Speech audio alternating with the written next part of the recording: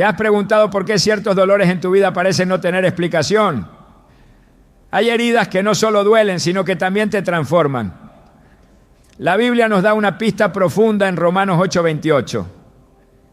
Y sabemos que a los que aman a Dios, todas las cosas les ayudan a bien. Esto es, a los que conforme a su propósito son llamados. Este versículo no minimiza el sufrimiento, lo resignifica. Declara que incluso en el dolor, Dios está trabajando con un propósito eterno. Hoy veremos cómo ciertos dolores no son castigos, sino señales de que Dios te está preparando para algo mayor. Te mostraremos cómo identificar esos 3 tipos de dolor que revelan un llamado divino sobre tu vida. Si alguna vez sentiste que tus pruebas no eran en vano, este mensaje confirmará lo que tu alma ya sospechaba. ¿Estás listo para entender lo que Dios tiene reservado para ti? Hay dolores que no se explican con lógica humana. Momentos en los que el rechazo se presenta tan fuerte y tan inesperado que uno se pregunta si acaso Dios se ha olvidado de nosotros. ¿Por qué nos cierran puertas que tanto anhelábamos? ¿Por qué las personas que creíamos indispensables nos dan la espalda sin razón? ¿Por qué, a pesar de nuestras oraciones, ciertos vínculos se rompen sin que podamos hacer nada para impedirlo? La respuesta no siempre se revela de inmediato, pero a través de las Escrituras podemos comenzar a ver el patrón. Porque el rechazo, cuando viene bajo la mirada de Dios, no es destrucción, es redirección. La Biblia está llena de ejemplos donde el rechazo fue el punto de partida para un llamado más alto. Uno de los más poderosos es el de José. Él no solo fue rechazado por sus hermanos, sino traicionado, vendido y despojado de todo lo que le daba identidad. Lo echaron de su hogar, lo arrojaron a una cisterna y luego lo vendieron como esclavo a una tierra extranjera. Humanamente, ese nivel de dolor parecería suficiente para destruir a cualquier persona. Pero Dios estaba moviendo piezas en el tablero de la historia. En medio del rechazo, lo estaba posicionando para algo que ni siquiera José podía imaginar. Años después, cuando se convirtió en gobernador de Egipto y salvó a su familia y a toda una nación del hambre, pudo declarar con valentía en Génesis 50:20: vosotros pensasteis mal contra mí, mas Dios lo encaminó a bien. Esa frase contiene un principio espiritual profundo. No todo rechazo es maldad, no todo portazo es castigo. Hay rechazos que provienen de la mano de Dios porque Él sabe que si nos quedamos donde queremos, jamás llegaremos donde Él nos necesita. José necesitaba ser separado de su familia para poder desarrollar la madurez espiritual y emocional que su llamado requería. No podía ser el libertador de los suyos si primero no aprendía a depender de Dios en tierra extraña, en circunstancias injustas, en noches de soledad absoluta. Y tú que estás viendo este video, tal vez estás en esa misma etapa. Tal vez estás aún en la cisterna, sintiendo que nadie te ve. Pero Dios sí te ve. Y más aún, te está moldeando. El rechazo que más duele no es el que viene de los enemigos, sino el que proviene de aquellos a quienes más amamos. Cuando Jesús comenzó su ministerio, ¿sabías que los primeros en rechazarlo fueron los de su propio pueblo? En Lucas 4:24, Él declara: de cierto os digo que ningún profeta es acepto en su propia tierra. Las personas que lo vieron crecer, que conocían a su familia, que escucharon sus primeras enseñanzas, fueron las que se negaron a creer que en él había un llamado divino. Intentaron incluso arrojarlo por un precipicio. Es impactante cómo la gente puede pasar de la admiración al desprecio en cuestión de minutos, cuando la verdad que traes los confronta. Pero Jesús no permitió que ese rechazo detuviera su llamado. Lo usó como confirmación. Aquí hay una verdad que debes abrazar con fuerza. Cuando eres rechazado, no siempre es porque fallaste, muchas veces es porque has sido apartado. Y esa separación duele, claro que sí, porque los vínculos emocionales son reales. Porque uno invierte amor, tiempo, expectativas. Pero Dios no desperdicia nada de tu historia. Cada lágrima que derramaste al sentirte ignorado, abandonado o traicionado es recogida por Él. El Salmo 56, 8 dice: tú llevas la cuenta de mis huidas. Pon mis lágrimas en tu redoma. ¿Acaso no están todas en tu libro? Él no olvida tu dolor. Lo convierte en plataforma. A veces los lugares que soñamos no son los lugares que nos transforman. Hay personas que oran para permanecer en sitios que Dios ya ha marcado como temporales. Hay relaciones que se rompen no porque fallaste, sino porque Dios necesita que avances hacia lo desconocido. Abraham tuvo que dejar su tierra, su parentela, todo lo que conocía. No porque estuviera mal, sino porque era limitado comparado con lo que Dios había planeado. En Génesis 12, 1 leemos: vete de tu tierra y de tu parentela y de la casa de tu padre a la tierra que yo te mostraré. Esa instrucción no era cómoda, era una separación necesaria. El rechazo es incómodo porque nos enfrenta con el silencio. Nos obliga a mirar hacia adentro, a hacer preguntas difíciles.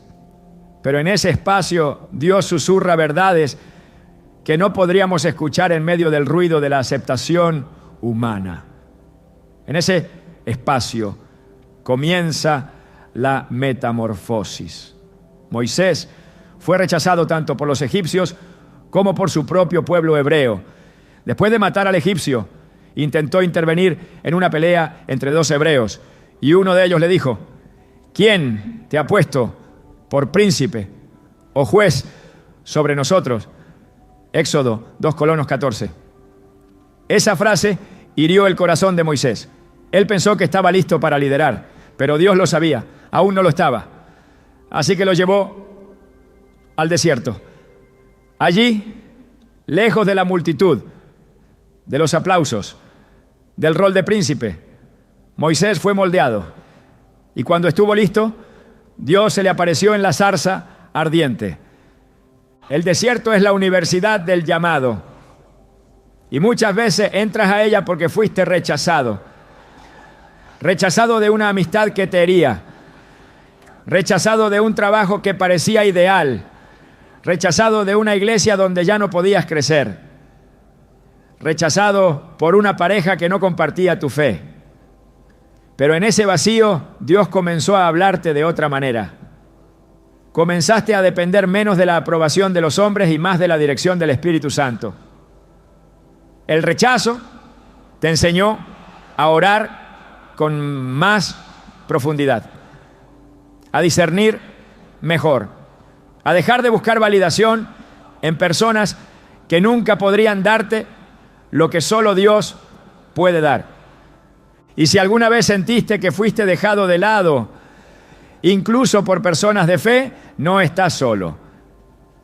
El apóstol Pablo enfrentó un rechazo tras otro en su ministerio. Fue perseguido, calumniado, encarcelado e incluso abandonado por algunos de sus colaboradores más cercanos. En 2 Timoteo 4:16, Pablo escribe: en mi primera defensa, ninguno estuvo a mi lado, sino que todos me desampararon. Esa confesión es profundamente humana. Y el gran apóstol, el predicador incansable, se sintió solo. Pero mira lo que agrega en el siguiente versículo: pero el Señor estuvo a mi lado y me dio fuerzas para que por mí fuese cumplida la predicación y que todos los gentiles oyesen. Pablo entendió que el rechazo humano no detiene el respaldo divino. Y tú también necesitas saberlo. Aunque te falten personas, no te faltará Dios. Cuando todo parece estar en contra, es cuando más cerca estás de lo que realmente importa. Muchos grandes llamados han nacido en medio de la humillación. El mismo Jesús fue despreciado, burlado, escupido y finalmente crucificado. La cruz fue la forma más cruel de rechazo público, pero fue también el escenario de la mayor victoria espiritual de la humanidad. Isaías 53:3 lo describe con crudeza: despreciado y desechado entre los hombres, varón de dolores, experimentado en quebranto. Él no fue ajeno al dolor del rechazo, lo abrazó, lo transformó en redención.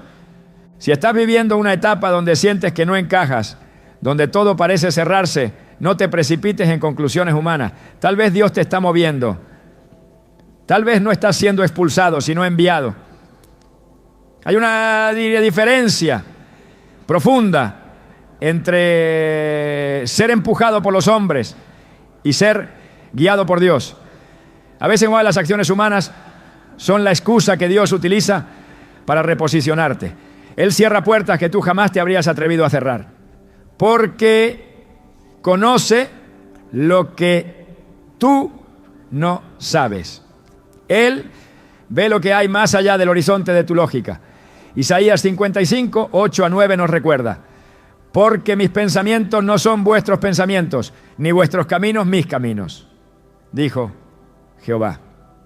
Como son más altos los cielos que la tierra, así son mis caminos más altos que vuestros caminos. Hoy, mientras ves este video, tal vez estás recordando cada vez que fuiste excluido, cada relación que terminó sin explicación, cada oportunidad que se te escapó entre los dedos. No las borres de tu historia, no las ignores, como si no hubieran tenido valor. Ese dolor fue el inicio de algo mayor.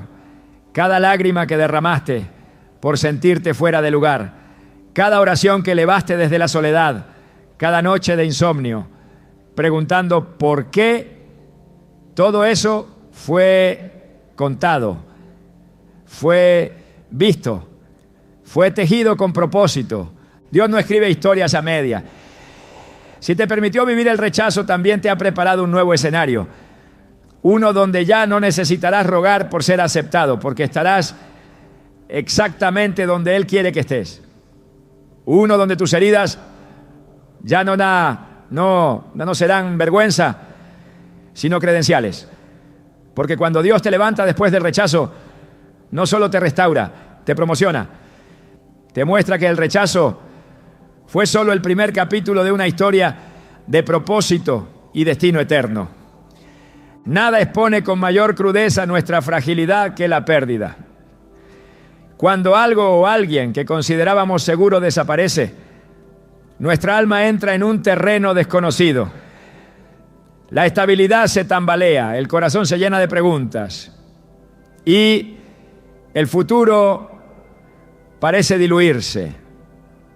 Pero desde una perspectiva divina, el dolor de la pérdida no es un castigo arbitrario ni una interrupción sin sentido. En las Escrituras se revela como una herramienta poderosa de revelación espiritual. Dios no ignora la herida de la ausencia. Más bien, la utiliza para mostrar aquello que jamás podrá ser arrebatado. El propósito eterno que Él mismo ha depositado en cada vida. El libro de Job se convierte en uno de los testimonios más contundentes de esta verdad. La vida de Job fue sacudida de forma repentina y devastadora. Perdió bienes, salud, hijos y reputación. Cada área de su existencia fue tocada por la aflicción. Sin embargo, lo que emergió de su historia no fue una ruina sin sentido, sino una comprensión más profunda de Dios y de sí mismo. En medio del sufrimiento, Job pudo exclamar en Job 1:21, Jehová dio y Jehová quitó. Bendito sea el nombre de Jehová. Esta declaración no fue una resignación pasiva, sino una afirmación de fe nacida del reconocimiento de que, aunque lo externo puede desaparecer, lo que Dios ha sembrado en lo eterno no puede ser desarraigado. La pérdida, en su forma más intensa, nos separa de lo temporal para que podamos abrazar lo eterno. Cuando todo lo que antes ofrecía seguridad se desvanece, descubrimos qué es lo que verdaderamente sostiene nuestra vida. En Hebreos 12, 27, se habla de la sacudida de todo lo creado para que permanezca lo inconmovible. Esa sacudida no es solo histórica o profética, también es profundamente personal. Dios permite que ciertas cosas se pierdan porque no son parte del cimiento verdadero. Lo eterno no se descubre en la comodidad, sino en la crisis. Y es en el quebranto por la pérdida donde Dios revela qué parte de nosotros fue construida sobre arena y cuál sobre roca. Abraham también atravesó el dolor de una pérdida inminente, aunque no definitiva. Cuando Dios le pidió que sacrificara a su hijo Isaac, lo condujo al límite de su fe. No fue solo una prueba de obediencia, fue una confrontación directa con la fuente misma de su promesa. En Génesis 22 vemos cómo Abraham preparó el altar, ató a su hijo y levantó el cuchillo. En ese momento Dios no buscaba muerte, sino entrega. Y al mostrar disposición a soltar incluso lo más preciado, Abraham fue confirmado en su llamado. El ángel del Señor detuvo su mano y le dijo: ya conozco que temes a Dios, por cuanto no me rehusaste tu hijo, tu único. Génesis 22, 12. Aquello que parecía una pérdida fue en realidad el umbral de su destino como padre de multitudes. El acto de soltar no debilita el propósito, lo fortalece. Porque aquello que estás dispuesto a perder, si es parte del plan de Dios, regresará transformado y multiplicado. Pero si no regresa, es porque no era parte del diseño eterno. La fe madura entiende esto. No se aferra a lo transitorio. Reconoce que el verdadero propósito de Dios no depende de una relación, una posición o un resultado específico, sino de su voluntad soberana. El Salmo 73, 26 afirma: mi carne y mi corazón desfallecen, mas la roca de mi corazón y mi porción es Dios para siempre. La pérdida física o emocional no anula la herencia espiritual. De hecho, la aclara. María y Marta también experimentaron una pérdida dolorosa al ver morir a su hermano Lázaro. Ambas estaban convencidas de que si Jesús hubiera llegado antes, más pronto, su hermano no habría muerto. En Juan 11, 21, Marta le dice a Jesús: Señor, si hubieses estado aquí, mi hermano no habría muerto. Pero lo que parecía una demora fue en realidad una oportunidad para una revelación mayor. Jesús respondió: yo soy la resurrección y la vida. El que cree en mí, aunque esté muerto, vivirá. Juan 11, 25. La pérdida fue el escenario donde se manifestó una dimensión del poder de Cristo que no habría sido revelada en la salud, sino solo en la muerte. Lo que fue llorado como una tragedia se convirtió en una plataforma para glorificar a Dios. Cuando Dios permite la pérdida, no está destruyendo el propósito, sino limpiándolo de dependencias equivocadas. Muchas veces las bendiciones que recibimos terminan ocupando el lugar del dador. La pérdida entonces purifica la adoración. En lugar de mirar a lo que teníamos, nos obliga a mirar a aquel que siempre permanece. En Lamentaciones 3:22 a 23 leemos: por la misericordia de Jehová no hemos sido consumidos, porque nunca decayeron sus misericordias. Nuevas son cada mañana. Grande es tu fidelidad. Aun cuando todo a nuestro alrededor cambia, su fidelidad no cambia. Su llamado no se retrasa. Su plan no se detiene. El rey David conoció de cerca el dolor de perder un hijo. Después de su pecado con Betsabé, el hijo fruto de esa relación enfermó gravemente y murió. David ayunó, oró, clamó por misericordia, pero la pérdida fue inevitable. Cuando el niño murió, David se levantó, se lavó, cambió sus ropas y adoró a Dios. 2 Samuel 12:20. Este acto revela una comprensión que solo nace del quebranto. David entendió que aunque su corazón estaba herido, su posición ante Dios debía mantenerse. La adoración no era una reacción emocional, sino una declaración de quién era su Señor, incluso en medio del dolor. No todas las pérdidas son el resultado del pecado, pero todas las pérdidas son una oportunidad para reenfocar nuestro corazón.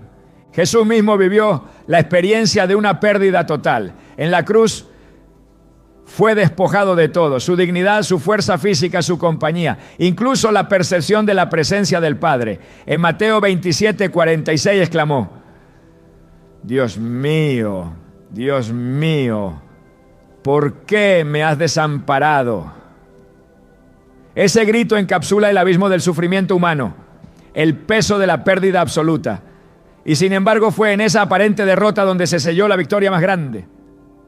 Porque en esa muerte, el propósito eterno fue revelado para toda la humanidad. La cruz no fue el fin del llamado de Jesús, fue su cumplimiento más alto.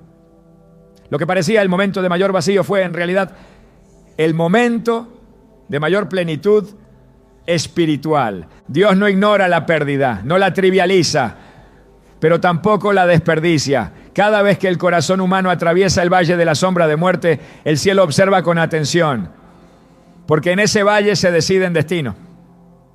En ese valle se revela el carácter. En ese valle se escuchan oraciones que jamás se harían en la cima de la montaña. En ese valle Dios se revela con una cercanía distinta.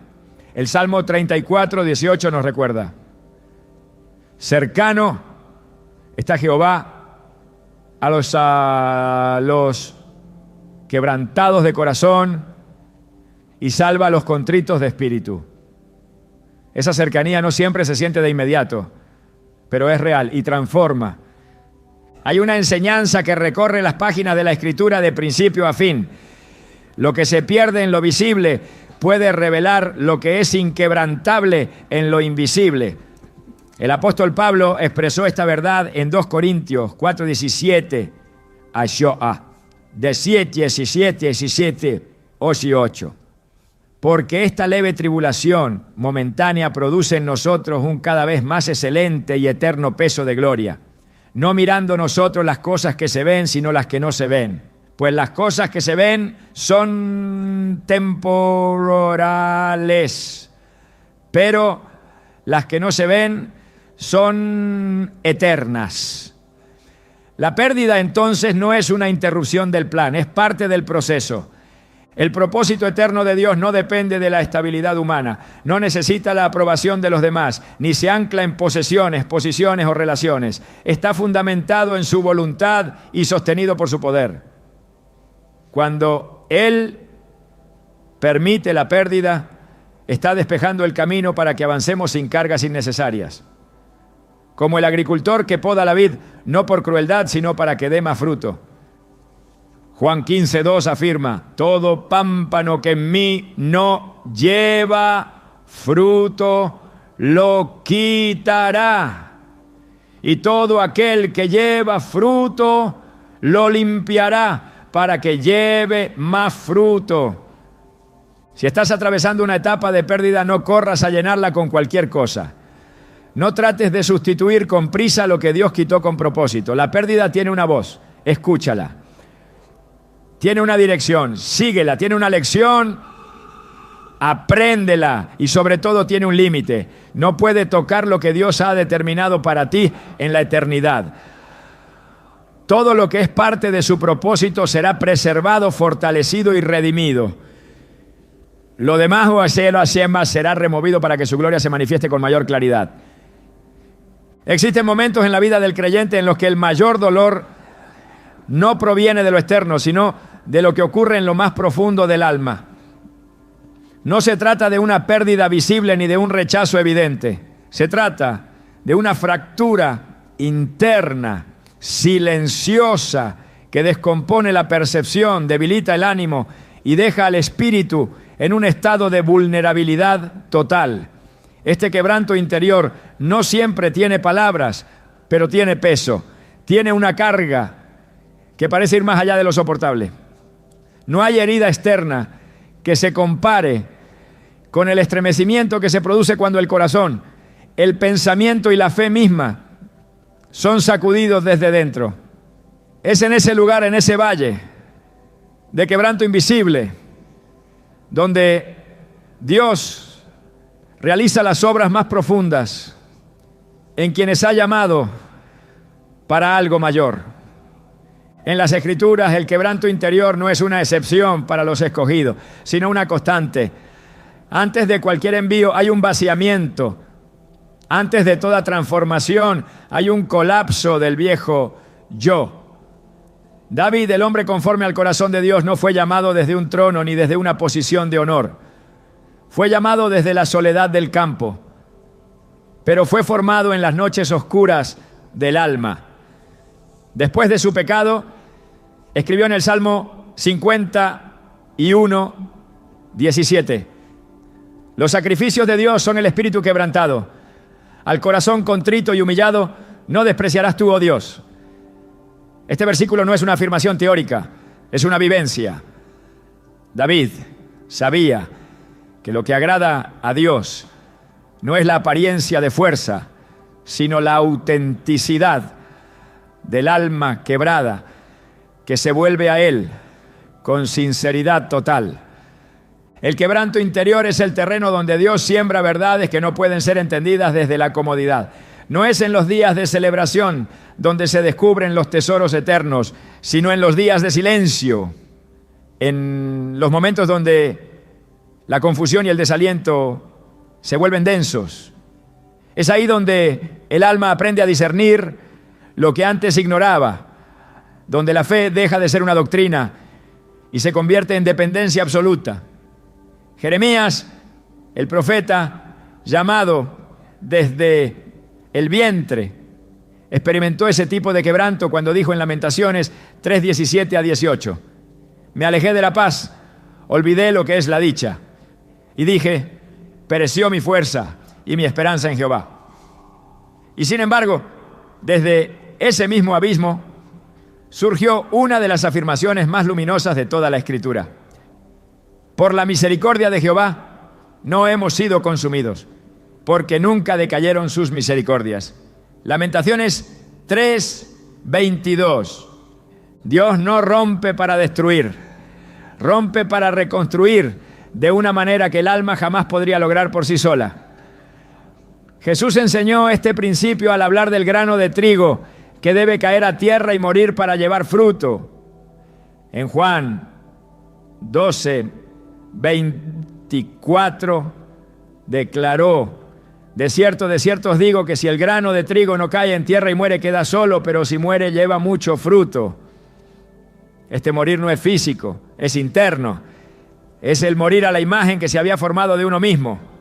Es la muerte de expectativas humanas, de deseos egoístas, de seguridades artificiales. El quebranto interior produce ese tipo de muerte, y esa muerte abre espacio a un nuevo tipo de vida.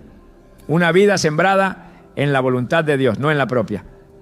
El profeta Elías, después de enfrentar con valentía a los profetas de Baal, cayó en una profunda desesperación. Huyó al desierto y pidió morir.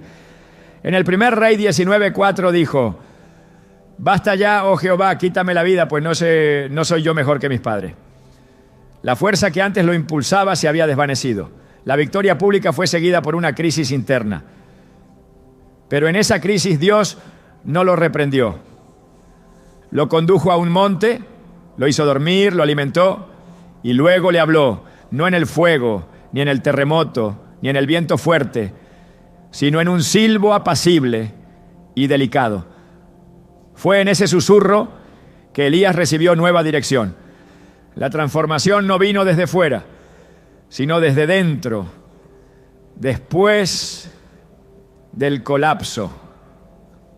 El quebranto preparó su alma para escuchar lo que antes no podía oír. Cuando el alma está quebrada, se vuelve más sensible a la voz de Dios. Las distracciones se apagan, las máscaras caen y lo que permanece es una vulnerabilidad que permite una comunión más pura. Esa sensibilidad no es debilidad, es el comienzo de una visión espiritual afinada. Isaías tuvo una experiencia similar. En el año en que murió el rey Usías dijo: vi yo al Señor sentado sobre un trono alto y sublime. Isaías 6:1. Pero antes de ser enviado fue quebrado. En Isaías 6:5 exclamó: ay de mí, que soy muerto, porque siendo hombre inmundo de labios, han visto mis ojos al Rey, Jehová de los ejércitos. Esa revelación de su propia impureza no lo destruyó, lo preparó. Fue solo después de ese reconocimiento interno que Dios dijo: ¿a quién enviaré? Y él pudo responder: heme aquí, envíame a mí. El quebranto interior revela la verdad de quiénes somos y también de quién es Dios. Mientras no se rompe el corazón, la percepción de uno mismo está distorsionada. Se confunde fuerza con orgullo, conocimiento con autosuficiencia, estabilidad con control. Pero cuando el alma se desmorona, emerge una nueva claridad. Lo que parecía esencial se revela innecesario. Lo que parecía inamovible se disuelve. Y en medio de ese proceso Dios permanece, no como una idea, sino como una presencia. En el Salmo 147:3 se declara: Él sana a los quebrantados de corazón y venda sus heridas. Esa sanidad no se manifiesta como un retorno a la normalidad anterior, sino como el nacimiento de una realidad nueva, más auténtica, más profunda, más alineada con el llamado eterno. Pedro también atravesó una experiencia de quebranto interior. Después de asegurar que nunca negaría al Señor, lo hizo 3 veces en una misma noche. Lucas 22:62 describe su reacción. Y Pedro, saliendo fuera, lloró amargamente.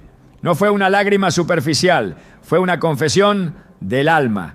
Ese quebranto no lo alejó de su propósito, lo acercó.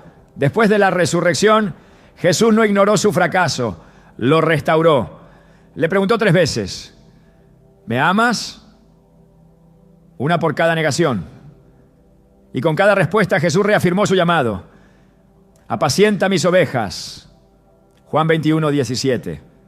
El dolor interior de Pedro fue el crisol, donde su carácter fue purificado. Ya no era el hombre impulsivo que hablaba antes de pensar. Era el pastor moldeado por la gracia, listo para liderar con humildad y compasión. El quebranto también abre espacio para la dependencia. Donde antes había confianza en la propia capacidad, ahora hay conciencia de la necesidad absoluta de Dios. El apóstol Pablo entendió esta realidad cuando habló de su aguijón en la carne. 3 veces pidió ser liberado, pero la respuesta de Dios fue: bástate mi gracia, porque mi poder se perfecciona en la debilidad.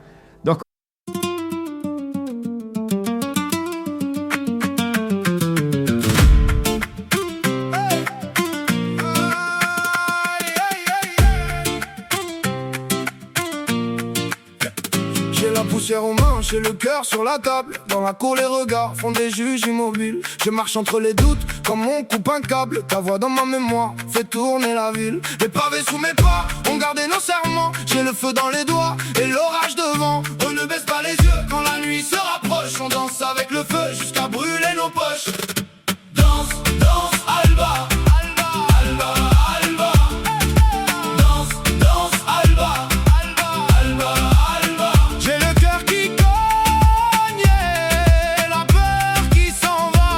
Corintios 12:9. Pablo no fue liberado del dolor, pero fue elevado por la gracia. El quebranto no se fue, pero la perspectiva cambió. Lo que antes parecía un obstáculo se convirtió en el canal donde fluía el poder divino. No hay mayor madurez que la de aquel que ha aprendido a ver en su propia fragilidad una puerta abierta a la fortaleza de Dios. En todo proceso de transformación espiritual, el alma debe ser despojada. Y ese despojo, aunque doloroso, es esencial. Lo que no es quebrado no puede ser reconstruido. Lo que no es enfrentado no puede ser transformado. Por eso, el quebranto interior no es una maldición, es un privilegio. Es la marca de quienes han sido separados para una obra mayor. No se trata de buscar el dolor, sino de no huir de él cuando Dios lo permite. Porque ese dolor, lejos de ser una señal de fracaso, es evidencia de formación. Es la prueba de que el alfarero está moldeando la vasija con intención y detalle. La promesa que acompaña al quebranto es que no durará para siempre. En Isaías 61:1, la misión del Mesías fue anunciada con estas palabras: el Espíritu de Jehová el Señor está sobre mí. Me ha enviado a vendar a los quebrantados de corazón. Te lo salmo. Jesús vino no solo a salvar, sino a restaurar, no solo a perdonar, sino a sanar desde lo más profundo. Todo corazón roto bajo la voluntad de Dios está en proceso de ser rediseñado para aportar gloria. La oscuridad, que ahora parece interminable, es solo el fondo sobre el cual la luz de Dios brillará con mayor intensidad. Hay dolores que no cesan cuando oramos, ni se explican cuando analizamos. Momentos en los que la espera se convierte en una habitación sin ventana, donde el alma tropieza con preguntas sin respuesta. Uno se levanta con fe, camina unos pasos con esperanza y de pronto tropieza otra vez con el mismo muro invisible. El no sé por qué. Esta clase de dolor no grita, pero pesa. No tiene nombre, pero permanece. No encuentra causa inmediata, pero tampoco muestra señales de marcharse. Sin embargo, en el reino de Dios, el sufrimiento no explicado no es una pérdida sin valor. Es la prueba de que un proceso invisible está ocurriendo. Uno que más adelante será comprendido. En el Evangelio, según Juan, hay una escena que desafía la lógica. Jesús se encuentra con un hombre ciego de nacimiento y sus discípulos, atrapados en la lógica del castigo, preguntan: ¿quién pecó, este o sus padres, para que haya nacido ciego? Juan 9:2. La respuesta de Jesús desmantela toda su estructura mental. No es que pecó este ni sus padres, sino para que las obras de Dios se manifiesten en él. Juan 9:3. Esa respuesta cambia la perspectiva de todo lo que no entendemos. El sufrimiento de años no fue castigo, fue preparación. La ceguera no fue maldición, fue escenario. Aquello que parecía una desgracia sin explicación era en realidad la base sobre la que Dios revelaría su poder. Así es con aquellos dolores que duran más de lo que quisiéramos. No son ausencia de Dios, son plataformas donde Él decidirá manifestarse en el momento preciso. A veces no se trata de cuánto entendemos, sino de cuánto resistimos sin rompernos por dentro. El alma clama por comprensión, pero Dios responde con perseverancia. No porque se complazca en el silencio, sino porque conoce el momento exacto en el que la revelación no solo será comprendida, sino abrazada. En Deuteronomio 29 está escrito: las cosas secretas pertenecen a Jehová nuestro Dios, mas las reveladas son para nosotros. Hay temporadas donde lo único que se nos concede es la fidelidad en lo oculto. Caminar por un sendero sin señales no significa estar perdido. Significa estar confiando en la dirección de quien ve más allá de lo visible.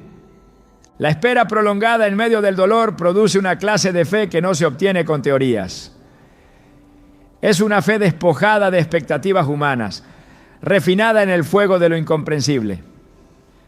Abraham recibió una promesa, pero tuvo que esperar años.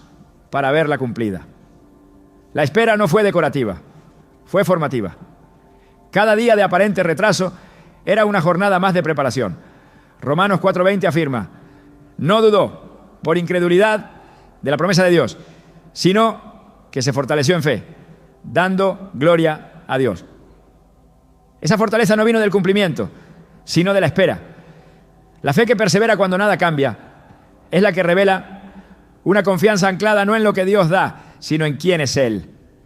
El sufrimiento que no se explica no es menos valioso. Job, el hombre justo, fue sacudido en todas las áreas de su vida. Ni sus amigos ni él mismo podían entender la causa de sus dolores, pero Dios no le dio explicaciones, le dio una revelación. En Job 42:5, después de todo su proceso, él declara: de oídas te había oído, mas ahora mis ojos te ven. El dolor que no entendió fue el puente hacia un conocimiento más profundo de Dios. No es la comprensión lo que transforma el corazón, es el encuentro. Y muchas veces ese encuentro solo es posible cuando la autosuficiencia ha sido desmantelada por el sufrimiento inexplicable. Hay una sabiduría divina en los procesos que no se entienden a tiempo. En el Evangelio de Lucas, Jesús declara a Pedro: lo que yo hago, tú no lo comprendes ahora, mas lo entenderás después. Juan 13:7. Esa frase no fue solo para Pedro, es un principio eterno. Dios actúa en nuestras vidas con una mirada que abarca la eternidad, mientras nosotros solo vemos el fragmento del presente. Lo que hoy parece caos, mañana será coherencia. Lo que ahora se siente como abandono, más adelante será recordado como protección. Lo que hoy duele, mañana dará fruto. Pero ese mañana no llega de inmediato. Llega cuando el corazón ha sido preparado para verlo sin resentimiento, sin queja, sin duda. El tiempo de espera también es el tiempo de edificación. Mientras el alma atraviesa el valle sin mapas, Dios está plantando raíces invisibles que sostendrán el peso del propósito por venir. El árbol que será alto necesita raíces profundas, y esas raíces no se forman en los días de abundancia, sino en los días de necesidad. El apóstol Pablo escribió en 2 Corintios 4:8-9: estamos atribulados en todo, mas no angustiados, en apuros, mas no desesperados, perseguidos, mas no desamparados, derribados, pero no destruidos. Esa declaración no es la negación del dolor, es la afirmación de que hay algo que permanece en medio de él. La tribulación no destruye al que sabe en quién ha creído. El plan de Dios nunca se retrasa, aunque la espera parezca eterna. Hay una fidelidad inalterable en su manera de cumplir. Cuando el pueblo de Israel clamaba desde Egipto, sintiendo el peso de la esclavitud, Dios escuchó su gemido. Éxodo 2:24 dice: oyó Dios el gemido de ellos y se acordó de su pacto. No fue que Dios lo había olvidado, sino que el tiempo del cumplimiento aún no había llegado. La liberación no comenzó con Moisés en el palacio. Comenzó con gemidos en la oscuridad. Dios no actúa solo cuando lo vemos, actúa cuando lo necesitamos, aunque no lo percibamos. El dolor sostenido no es un error en la historia del creyente. Es una página crucial que está siendo escrita con intencionalidad divina. En Hebreos 12:11 se afirma: es verdad que ninguna disciplina al presente parece ser causa de gozo, sino de tristeza, pero después da fruto apacible de justicia a los que en ella han sido ejercitados. El después es la promesa. El proceso duele, pero el resultado permanece. El propósito no se construye con impulso, sino con firmeza. Y esa firmeza se forja cuando el alma, aún sin entender, elige confiar. Lo que Dios está desarrollando en el silencio no es ausencia, es madurez. El alma que no recibe respuesta inmediata aprende a escuchar los susurros. Aprende a distinguir entre emoción y dirección, entre deseo y voluntad. Y eso no ocurre en los días claros, sino en los días nublados. Como el oro refinado en el crisol, el corazón es purificado por la tensión prolongada. Malaquías 3:3 declara que Dios se sentará para afinar y limpiar la plata. Ese proceso no es instantáneo. El orfebre no abandona la plata mientras la refina. Permanece junto a ella, atento a cada burbuja, a cada señal. Así es Dios. No se ha ido, está moldeando. Cuando el proceso finalmente revela su fruto, el alma no solo da gracias por el resultado, sino por el camino, porque comprende que sin ese trayecto oscuro no podría sostener la bendición venidera. Lo que fue un peso se convierte en testimonio. Lo que fue confusión se convierte en sabiduría. Lo que fue lágrima se convierte en semilla. Como enseña el Salmo 126:5, los que sembraron con lágrimas, con regocijo segarán. El dolor que no entiendes hoy puede ser la plataforma del llamado que aún no ves. No mires la demora como castigo, mírala como diseño. No interpretes el silencio como abandono. Míralo como concentración divina en tu formación. Cada estación que Dios permite tiene una razón, y aunque no la conozcas aún, Él no ha dejado de escribir. Él no improvisa, Él termina todo lo que comienza. Filipenses 1:6 lo resume con certeza. Estando persuadido de esto, que el que comenzó en vosotros la buena obra, la perfeccionará hasta el día de Jesucristo. Hay momentos en los que el alma no entiende por qué no encaja, por qué lo que a otros les parece fácil a ti te cuesta, por qué donde muchos prosperan tú eres ignorado. No se trata de envidia ni de inseguridad, sino de darte un sentimiento persistente de diferencia, de no pertenecer. Es una desconexión silenciosa que no nace del orgullo, sino del espíritu. Esa incomodidad no siempre se expresa con palabras, pero se siente. Y aunque a veces se interpreta como debilidad, en realidad puede ser una de las señales más claras de que estás siendo apartado por Dios para un propósito distinto al común. Ser diferente no es castigo, es marca, es señal de identidad espiritual. Desde el principio, Dios ha separado a los que llama. No los mezcla con lo que ya existe, los forma en ambientes distintos. Cuando eligió a Moisés para liberar a su pueblo, no permitió que se criara como un esclavo más. Fue puesto en el palacio de Faraón, pero tampoco fue tratado como un egipcio más. No pertenecía ni a un lado ni al otro. Vivía en medio de dos mundos, sin caber por completo en ninguno. Esa tensión no fue accidental, fue intencional. Dios lo estaba formando como alguien distinto, incapaz de adaptarse del todo a una cultura que no reflejaba su carácter. El mismo Dios que lo preservó en una canasta sobre el Nilo fue el que usó esa formación aislada para despertar en él una conciencia profética. Lo que otros habrían llamado inestabilidad, Dios lo usó como parte de su diseño. El dolor de sentirse diferente tiene muchas formas. Puede ser la sensación de ser demasiado profundo en un entorno superficial.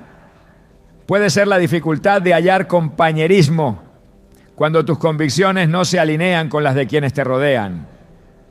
Puede ser el peso de ver lo que otros no ven, de sentir lo que otros ignoran, de anhelar lo que para otros no tiene importancia. Esa sensibilidad no es debilidad, es una evidencia espiritual.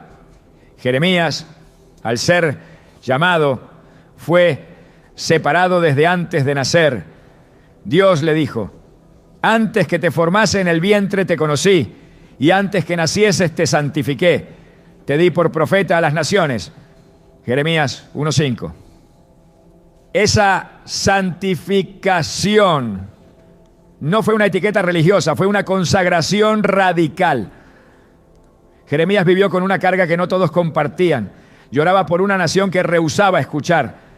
Fue incomprendido, aislado y perseguido. Pero ese dolor fue parte de su identidad profética. No podía callar lo que Dios había puesto dentro de él. aunque esa voz los separara del favor de los hombres. Cuando Dios marca a alguien con un propósito mayor, le concede una sensibilidad especial.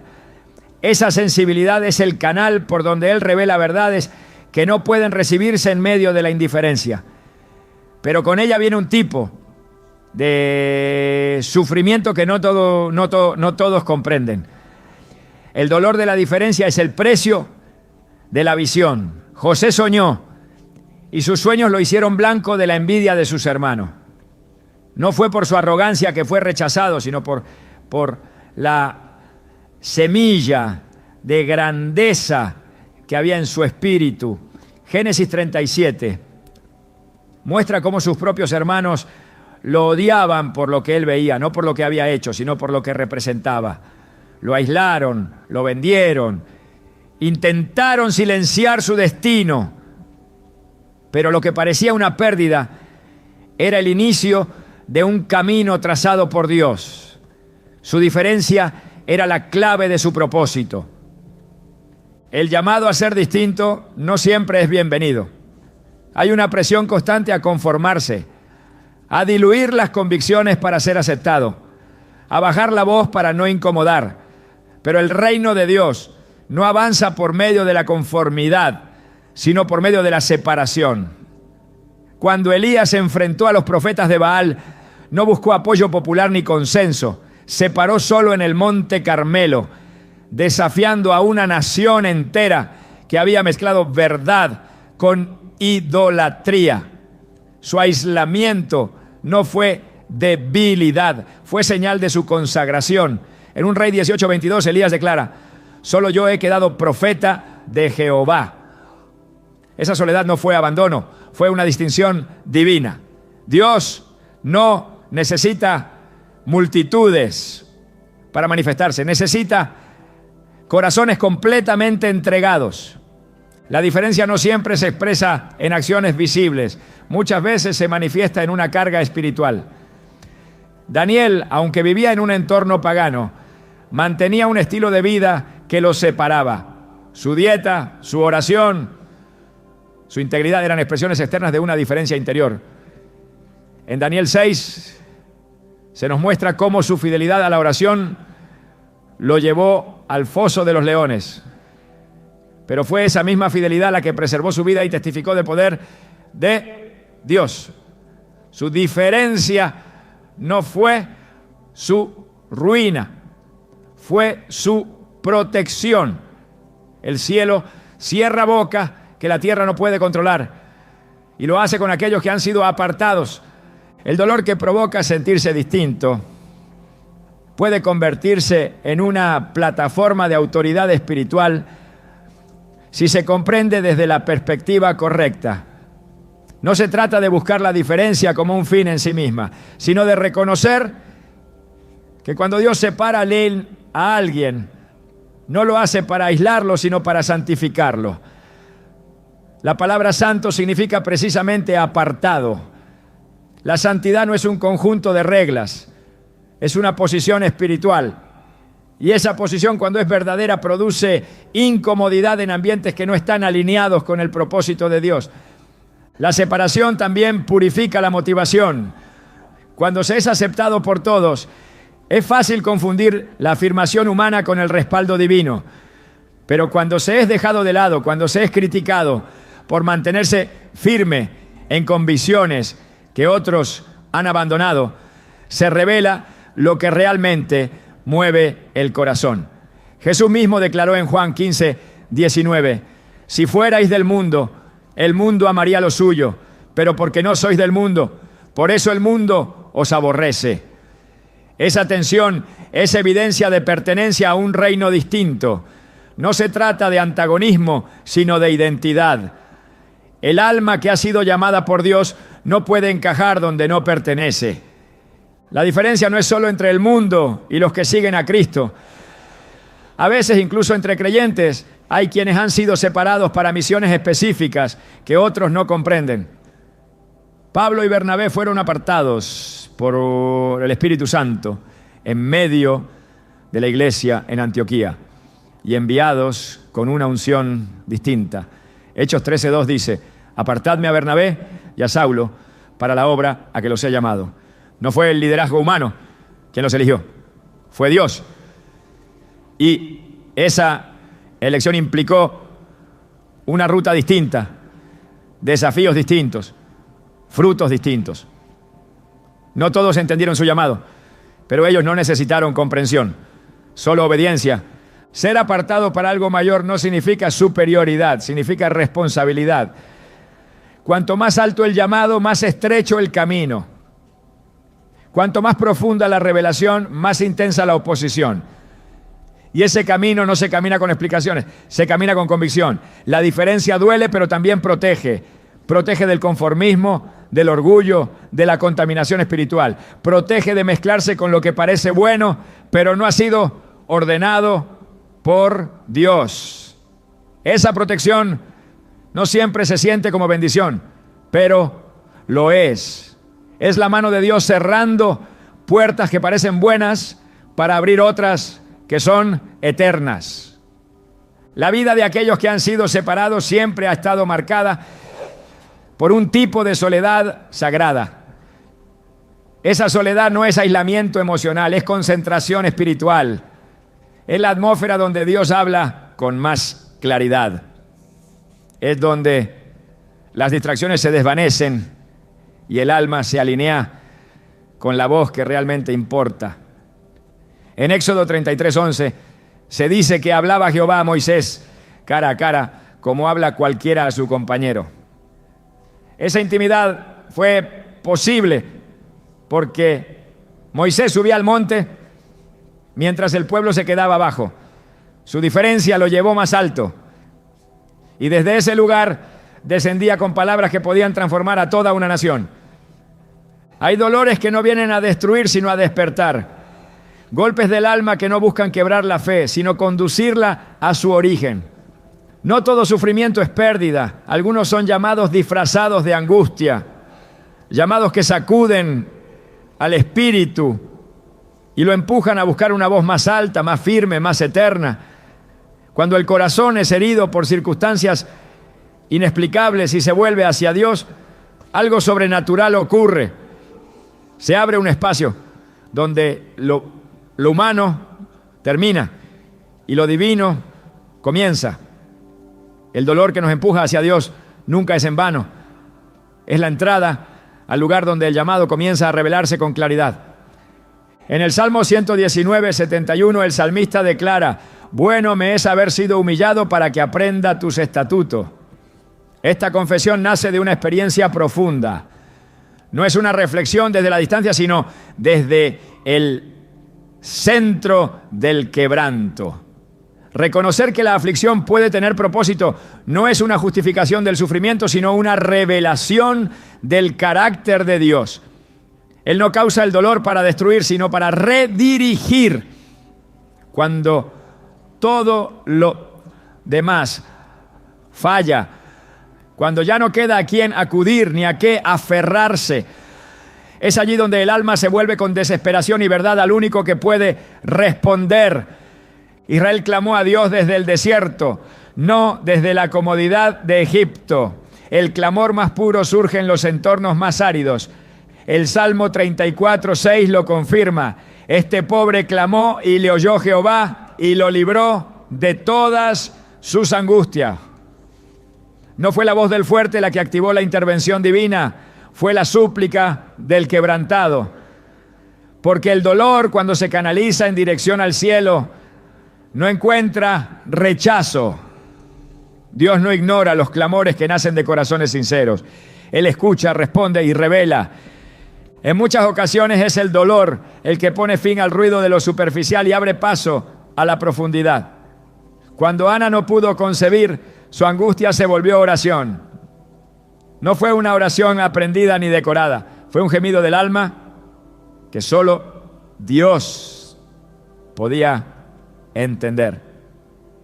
En 1 Samuel 1:13 se nos dice que Ana hablaba en su corazón y solamente se movían sus labios y su voz no se oía.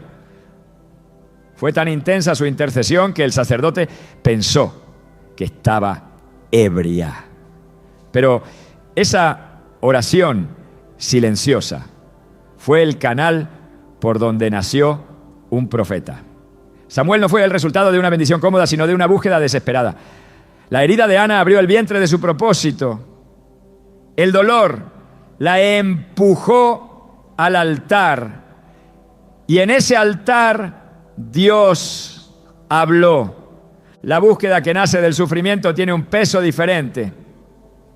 No es curiosidad, es necesidad. No es deseo, es hambre. Y Dios responde a los que lo buscan con todo el corazón. Jeremías 29:13 lo declara sin ambigüedad. Me buscaréis y me hallaréis, porque me buscaréis de todo vuestro corazón. Esa clase de búsqueda no se produce en tiempos de abundancia, sino en medio del vacío. El alma hambrienta encuentra puertas que el alma satisfecha no percibe. Y detrás de esas puertas está la voz que revela propósito. Cuando Saulo de Tarso cayó al suelo camino a Damasco, lo hizo bajo el peso de una revelación repentina. En ese instante su ceguera física coincidió con el inicio de su visión espiritual. Lo primero que dijo fue: ¿quién eres, Señor? Hechos 9:5. Y lo siguiente fue: ¿qué quieres que yo haga? Bill 6. En un solo momento, su dolor lo llevó a buscar, y esa búsqueda lo alineó con un llamado que cambiaría la historia. El perseguidor se convirtió en apóstol, el violento en mensajero, el enemigo en siervo. Todo comenzó en un momento de colapso, porque a veces Dios no susurra, sacude, y en esa sacudida revela. El dolor que lleva a buscar a Dios no es una interrupción en la vida espiritual, es una aceleración. Muchos de los que han sido llamados con asignaciones importantes han atravesado una etapa de desesperación santa. No hay transformación profunda sin confrontación espiritual.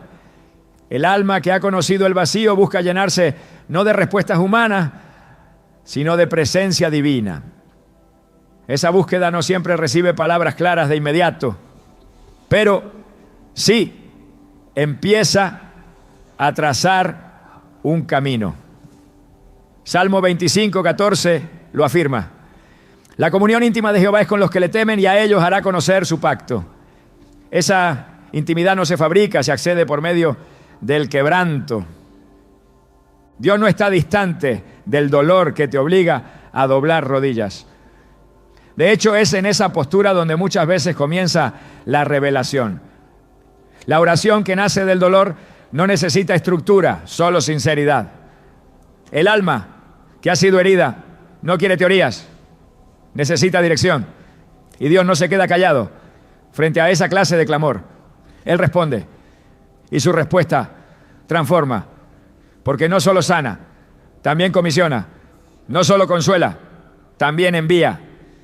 Cada llamado auténtico nace de una experiencia de encuentro, y muchos de esos encuentros son precedidos por sufrimientos que llevaron al alma a una búsqueda profunda. El dolor que te llevó al altar será recordado como el lugar donde tu visión fue encendida. Lo que hoy te empuja a buscar a Dios con lágrimas, mañana será el testimonio que confirme que todo ese llanto tenía dirección. Y es precisamente ahí donde Dios empieza a hablar con una claridad distinta, con una precisión que no se logra en la prisa ni en la rutina. Solo se alcanza en la urgencia espiritual nacida del quebranto. Quien ha encontrado su propósito en medio del dolor camina con una autoridad que no puede ser fingida. Sabe de dónde lo sacaron, sabe por qué busca, sabe quién lo llamó. Y esa certeza no se construye con motivación humana, sino con visitación divina. Cuando Dios se revela en medio del sufrimiento, el alma no vuelve a ser la misma, no se conforma con lo superficial, no retrocede ante la dificultad, porque ha probado el fuego, pero también ha escuchado la voz, y esa voz se convierte en ancla, en dirección, en destino. Dios no desperdicia ni una sola lágrima.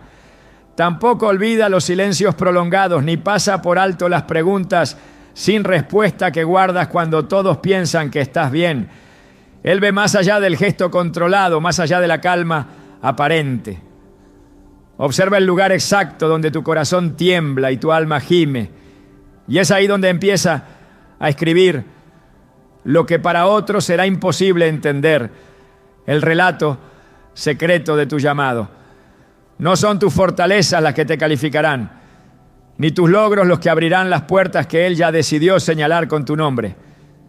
Es el camino doloroso que transitaste en obediencia. Es la herida que no expusiste, pero que lo buscó con sinceridad.